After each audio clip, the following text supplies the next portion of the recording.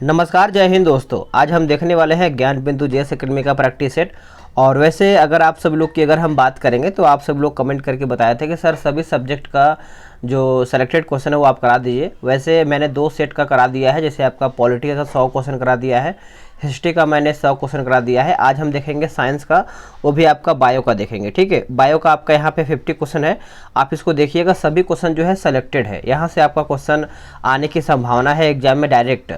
तो लगाइएगा, आप 50 में से बताइएगा कि आपने 50 में से कितना प्रश्न सही कर पा रहे हैं। तो चलिए पहला प्रश्न हम देख लेते हैं। बोला है कि निम्नलिखित कथनों पर विचार करके बताइए सही कथन कौन सा है। तो पहले की अगर हम बात करेंगे दोस्तों तो ऑप्शन नंबर आपका सी हो जाएगा, 1 तथा 2, यानी दोनों कथन आपका यहाँ पे सही पढ़ते हैं। कोशिका सजीवों की रचनात्मक एवं क्रियात्मक इकाई है, जो कि सही है। कोशिका के अभाव में सजीव के शरीर का निर्माण जो है संभव नहीं है। तो सही आंसर जो है आपका ऑप्शन नंबर सी सही आंसर हो जाएगा। नेक्स्ट क्वेश्चन है क्वेश्चन नंबर 2। कोशिका के किस भाग को सम्मिलित रूप से साइटोसोम कहा जाता है? साइटोसोम कहा जाता है, बताइएगा। तो सही आंसर आपका हो जाएगा कोशिका झिल्ली, कोशिका द्रव्य, कोशिका द्रव्य स्थित कोशिकांग हो जाएगा। यानी आपका इनमें से जो सभी है सभी यहाँ पे सही हो जाएगा। नेक्स्ट क्वेश्चन है, बोला कि साइटोसोम के अंतर्गत निम्नलिखित में से कौन एक शामिल नहीं है? इनमें से साइटोसोम के अंतर्गत कौन शामिल नहीं है, बताइएगा। तो इसमें जो आपका दिया गया है ऑप्शन नंबर 1 केंद्रक, ये आपका शामिल नहीं है। तो सही आंसर जो है तीसरे का ये हो जाएगा। जो शामिल है उसको हम देख लेते हैं। जैसे अभी मैंने आपको ऊपर बताया ना, कोशिका झिल्ली, कोशिका द्रव्य स्थित कोशिकांग, कोशिका द्रव्य स्थित कोशिका, यानी दोनों आपका ऑप्शन यहाँ पे सेम कर दिया गया है। चलिए आगे हम देख लेते हैं। कोशिका द्रव्य में स्थित जीवित रचनाएं जिनमें बढ़ने तथा विभाजन की क्षमता होती है उसे क्या कहते हैं? उसे क्या कहा जाता है दोस्तों? तो उसको हम कहते हैं ऑप्शन नंबर ए, यानी ऑर्गेनोवाइट्स कहते हैं। ए इसका सही उत्तर हो जाएगा चौथे का। आगे प्रश्न है, निम्नलिखित में से कौन सी कोशिकीय रचना जो है ऑर्गेनोवाइड नहीं है, बताइएगा। इसका सही उत्तर क्या होगा? तो जो 5वां का सही उत्तर है, बताइए। सही उत्तर हो जाएगा ऑप्शन नंबर डी, जो है आपका रसधानियाँ, ये आपका नहीं है। बाकी सेंट्रोसोम सही है, राइबोसोम सही है, और माइक्रोट्यूब्यूल्स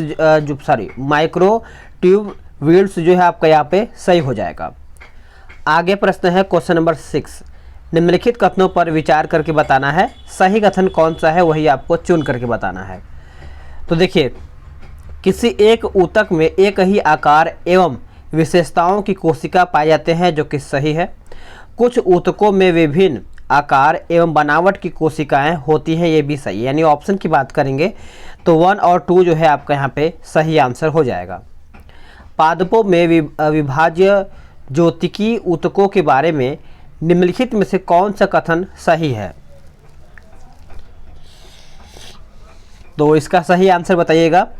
देखिए, इसका सही आंसर हो जाएगा ऑप्शन नंबर डी, इन ऊतकों की कोशिकाओं के विभाजन के कारण पादपों में वृद्धि होती है। तो सही आंसर जो है आपका 7 का ऑप्शन नंबर आपका डी सही आंसर हो जाएगा। चलिए आगे देख लेते हैं। आगे प्रश्न है, निम्नलिखित में से कौन एक पौधों के विभाज्योतिकी ऊतक के संदर्भ में सही नहीं है? यानी इनमें से आपका गलत कौन सा है, बताइए।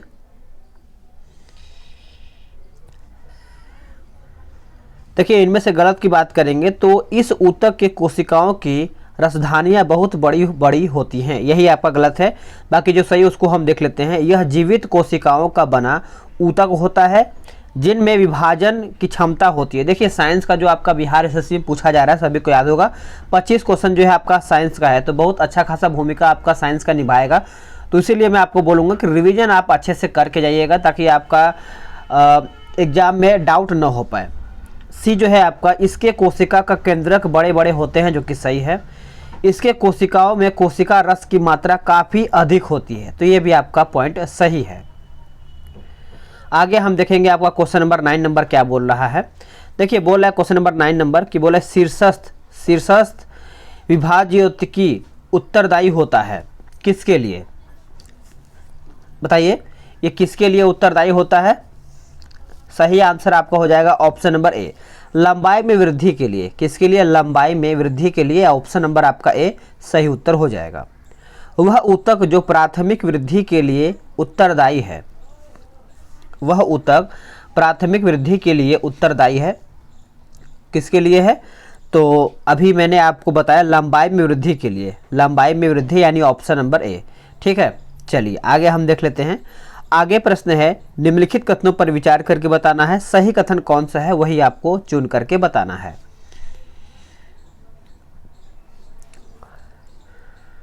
तो इसका सही उत्तर हो जाएगा आपका दोस्तों ऑप्शन नंबर ए 1 और 2, यानी PRPC प्रियन रोग उत्पन्न नहीं करते हैं, PRPSC प्रियन रोग उत्पन्न करने के योग्य हो जाते हैं।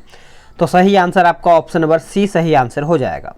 असामान्य प्रोटीन अणु प्रियन कितने अमीनो अम्ल के बने होते हैं? प्रियन जो हैं आपके कितने अमीनो अम्ल के बने होते हैं? तो ये आपके 554, कितने? 554 यानी ऑप्शन नंबर डी। गाय बैल में होने वाला मेड काउ बीमारी या BSE का कारण क्या है? इसका कारण यही होता है दोस्तों, ऑप्शन नंबर ए हो जाएगा, प्रियन जो है इसका सही आंसर हो जाएगा। आगे प्रश्न है, बोला कि सूक्ष्म जीवों की खोज सर्वप्रथम किसने किया है? सूक्ष्म जीवों की खोज जो है ये सर्वप्रथम जो है किसके द्वारा किया गया है? तो ये आपका लुवेनहॉक के द्वारा किया गया है। ऑप्शन नंबर आपका ए जो है इसका सही उत्तर हो जाएगा। आगे है, माइक्रोबायोलॉजी के जनक किसे कहा जाता है? माइक्रोबायोलॉजी के जनक जो हैं किसे कहा जाता है बताइएगा। इसका सही उत्तर हो जाएगा आपका लुवेनहॉक। ऑप्शन नंबर आपका बी सही आंसर हो जाएगा। नेक्स्ट क्वेश्चन है आपका क्वेश्चन नंबर 16, बोला है कि प्रोटिस्टा जगत के अंतर्गत आने वाले जीव जो हैं होते हैं कौन? प्रोटिस्टा के अंतर्गत जो हैं, प्रोटिस्टा ग्रुप के अंतर्गत कौन कौन से जो जीव हैं वो आपके आते हैं? तो इसका उत्तर आप सब लोग याद रखेंगे, इनमें से सभी आते हैं। क्या हो जाएगा? 16 का जो उत्तर है ऑप्शन नंबर डी, हेट्रोट्रॉप्स हो जाएगा, ऑटोट्रॉप्स हो जाएगा और कीमो ऑटोट्रॉप्स हो जाएगा। तो आपका सभी उत्तर जो है सही हो जाएगा। आगे प्रश्न है, निम्नलिखित में से सही क्रम को या फिर इसमें से कौन सा सही क्रम है वही आपको पहचान करके बताना है। तो आराम से अगर आप वीडियो रोकना चाहते हैं तो रोक करके सही आंसर कीजिएगा। तो देखिए इसमें आपका स्पीसीज हो जाएगा, जीनस हो जाएगा, ऑर्डर हो जाएगा और किंगडम हो जाएगा। तो अगर हम ऑप्शन की बात करेंगे तो ऑप्शन नंबर आपका बी जो है सही आंसर हो जाएगा 17 का। चलिए आगे हम देख लेते हैं। आगे आपका प्रश्न है 18 नंबर, किस टैक्सोनॉमिक शब्द को वर्गीकरण के किसी भी पायदान पर प्रयोग में लाया जा सकता है? प्रयोग में ला सकते हैं, तो ये आपका हो जाएगा ऑप्शन नंबर सी, टैक्सॉन जो है इसका सही उत्तर हो जाएगा। निम्नलिखित में से कौन प्राकृतिक जीव है? इनमें से प्राकृतिक जो है आपका इसमें जीव है, तो दोस्तों इसका उत्तर जो है आपका बैक्टीरिया जो है इसका सही उत्तर हो जाएगा 19 का। नेक्स्ट क्वेश्चन है क्वेश्चन नंबर 20 नंबर, किस वर्गीकीय अनुक्रम के जीव आपस में अंतर प्रजनन में भाग लेते हैं? अंतर प्रजनन में भाग लेते हैं, तो इसका जो सही आंसर है 20 का, ऑप्शन नंबर आपका डी हो जाएगा, स्पीसीज जो है इसका सही उत्तर हो जाएगा। आगे प्रश्न है, निम्न में से कौन सा विकल्प जो है दिए गए कथन असत्य हैं?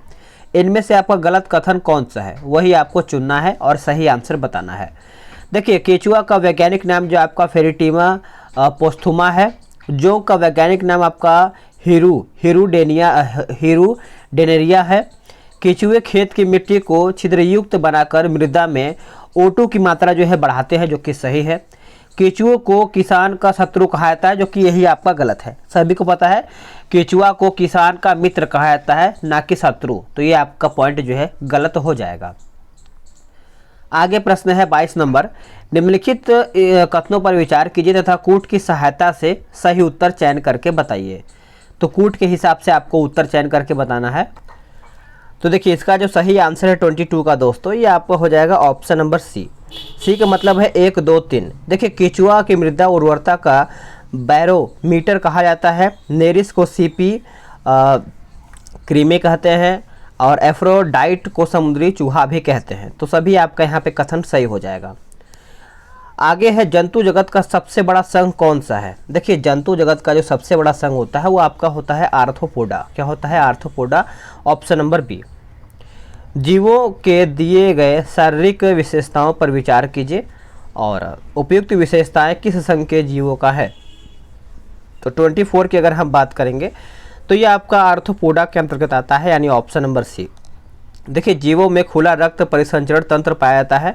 जीवों में उत्सर्जन जो कि मैल पिगियन नली द्वारा हरित ग्रंथि द्वारा होता है। जीवा रक्त में हीमोग्लोबिन नहीं रहता है, तो आप इस पॉइंट को अच्छे से याद रखेंगे। आगे है सिल्वर फिश किस संघ के जीव हैं। देखिए, सिल्वर फिश की बात करेंगे दोस्तों तो ये आपका हो जाएगा ऑप्शन नंबर डी, आर्थ्रोपोडा हो जाएगा, यानी ऑप्शन नंबर आपका आर्थ्रोपोडा, तो याद रखेंगे।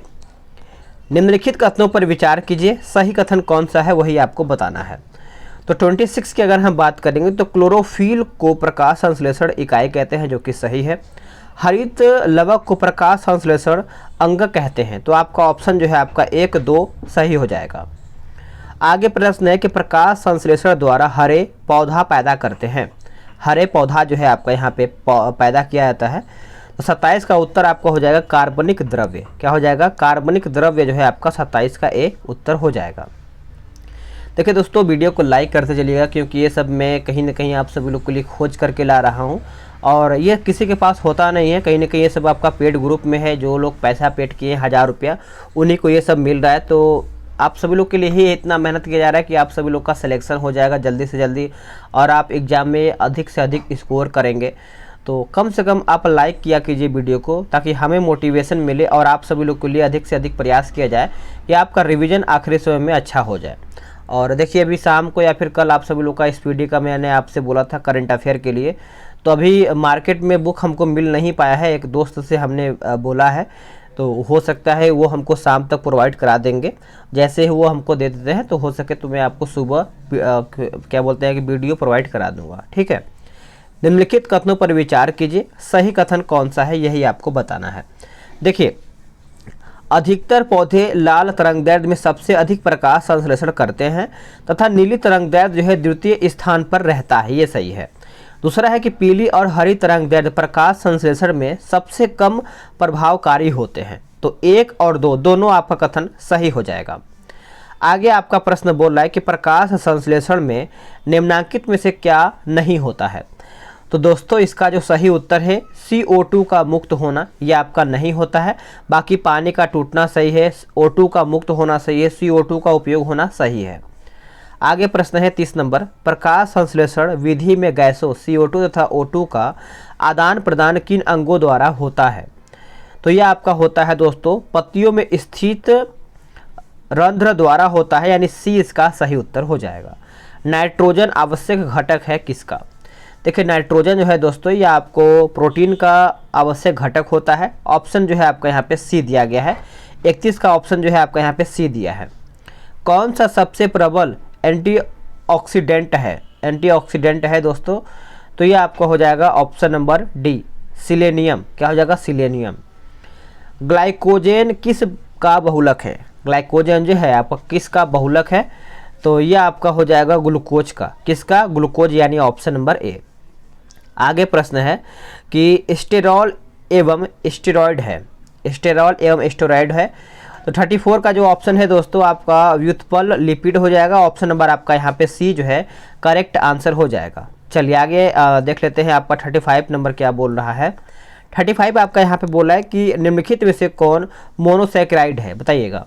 इनमें से मोनोसैकेराइड कौन सा है, तो आप ये कमेंट करके बताएंगे कि इसका सही आंसर क्या होगा। मैं सभी का कमेंट देखूंगा कौन कौन आंसर कर रहा है। उम्मीद है कि आप सभी लोग करेंगे। पौधों में श्वसन किस भाग के द्वारा जो है होता है। पौधों में जो श्वसन है दोस्तों कौन से भाग के द्वारा होता है, तो इनमें से सभी के द्वारा, यानी जड़ के द्वारा भी होता है, तना के द्वारा, पत्ती के द्वारा। तो ऑप्शन जो है आपका इनमें से सभी दिया गया है। आगे है कि वायुमंडलीय ऑक्सीजन पौधों में किस अंगों द्वारा प्रवेश करती है, बताइएगा। कौन से अंगों के द्वारा जो है यहाँ पे प्रवेश करता है। तो रंध्र हो जाएगा और वातरंध्र हो जाएगा और अंतरकोशिकीय स्थान हो जाएगा। तो इनमें से आपका जो सभी पॉइंट है ये आपका सभी ऑप्शन यहाँ पे सही हो जाएगा। पौधों में श्वसन गैसों का आदान प्रदान किस क्रिया के द्वारा होता है। कौन से क्रिया के द्वारा आदान प्रदान होता है दोस्तों, तो ये आपका हो जाएगा विसरण के द्वारा। किसके द्वारा? विसरण, यानी ऑप्शन नंबर ए। निम्नलिखित में से कौन सा एक सही नहीं है, यानी इनमें से आपका गलत कौन सा है, तो इसको हम देख लेते हैं। देखिए, कोशिका में होने वाला वायवीय शोषण की प्रक्रिया पौधा तथा जंतु में एक समान होता है, जो कि सही है। पौधों के यहाँ पे पूछ रहा है, तो 39 की अगर हम बात करेंगे दोस्तों, तो ऑप्शन नंबर आपका सी जो है गलत हो जाएगा। पौधों में श्वसन गैसों का परिवहन संवहन ऊतक के माध्यम से होता है। ठीक है, आगे हम देख लेते हैं कि पौधों में गैसों के आदान प्रदान के लिए रहते हैं क्या, तो क्या रहते हैं बताइएगा। तो ये आपका हो जाएगा ऑप्शन नंबर ए, रंध्र जो है इसका सही उत्तर हो जाएगा। निम्नलिखित में से कौन सा एक सही नहीं है, यानी इनमें से आपका गलत कौन सा है। देखिए, गलत की बात करेंगे तो आपका ऑप्शन नंबर सी जो है गलत हो जाएगा। पत्तियों के रंध्रों के खुलने तथा बंद होने में परासरण की कोई भूमिका नहीं होती है, जो कि यही गलत है। बाकी परासरण के द्वारा पौधे अपने मूल रोम से भूमि से जल अवशोषित करते हैं, जो कि सही है। पौधों की कोशिकाओं में परासरण द्वारा जल का गमन होता है, जो कि सही है। परासरण पौधों को मजबूती प्रदान करता है, जिससे वह अपने आकार को बनाए रखता है। आगे प्रश्न है कि पौधों के कोशिकाओं की स्फीति बनाए रखने में किस तत्व की आवश्यकता होती है। कौन से तत्व की आवश्यकता होती है दोस्तों, तो पोटेशियम की होती है। किसकी, ऑप्शन नंबर सी। निम्नलिखित में से पौधों के वृहत पोषक के अंतर्गत नहीं आते हैं, तो क्या नहीं आते हैं, तो इसमें आपका लोहा जो है नहीं आते हैं, बाकी फास्फोरस आता है, पोटेशियम आता है और मैग्नीशियम भी आता है, इसमें याद रखेंगे। रंध्रों के खुलने एवं बंद होने में किस आयन की महत्वपूर्ण भूमिका होती है। देखिए, महत्वपूर्ण भूमिका होती है, तो ये आपका हो जाएगा ऑप्शन नंबर बी, पोटेशियम जो है इसका सही उत्तर हो जाएगा। आगे प्रश्न है, बोला कि वाष्पोत्सर्जन खिंचाव का संबंध किससे है। देखिए, इसका जो संबंध है दोस्तों रसाकर्षण से है, यानी ऑप्शन नंबर आपका सी सही आंसर हो जाएगा। निम्नलिखित में से रक्त प्लाज्मा से नहीं निम्नलिखित में से रक्त प्लाज्मा से नहीं छनता है, तो नहीं छनता है क्या, तो यूरिया जो है आपका नहीं छनता है, बाकी ग्लूकोज छनता है, अमीनो अम्ल छनता है, प्रोटीन भी छनता है। वृक्क द्वारा प्लाज्मा का छनने की दर क्या होती है, तो क्या होता है दोस्तों, तो 120 से 125 ml मिनट होता है, आप याद रखेंगे। आगे है ग्लोमेरुलर फिल्ट्रेट रक्त का कितना प्रतिशत जो है पुनर्अवशोषित हो जाते हैं, तो इसका सही उत्तर आपका हो जाएगा 99%, यानी ऑप्शन नंबर डी। नेक्स्ट प्रश्न है 49 नंबर के, सर्वप्रथम जिब्रेला फ्यूजी कुराई या फ्यूजेरियम कवक में जिब्रेलिन्स हार्मोन का खोज जो है किसने किया था, तो इसकी खोज की बात करेंगे तो याबूता एवं सुमिकी हो जाएगा, यानी ऑप्शन नंबर आपका बी सही उत्तर हो जाएगा। निम्न में से कौन सा हार्मोन बीजों के प्रसुप्ति भंग कर उसे अंकुरण के लिए प्रेरित करते हैं, तो दोस्तों ये आपका हो जाएगा ऑप्शन नंबर बी, जिब्रेलिन्स जो है इसका सही आंसर हो जाएगा। तो दोस्तों आप सब लोग का 50 क्वेश्चन मैंने यहीं पर समाप्त कर दिया है। वीडियो कैसा लगा है कमेंट करके बताएंगे, और आपने कितना स्कोर किया है वो भी कमेंट करके बताएंगे। और आप सभी लोग के लिए होमवर्क के लिए मैंने एक क्वेश्चन आपको बताया है कि आपको आंसर कमेंट में बताना है, वो आपका है 35 नंबर। आपको एक कमेंट करके आंसर बताना है कि इसका आंसर क्या होगा। मिलते हैं एक नए वीडियो में, आज के लिए इतना ही।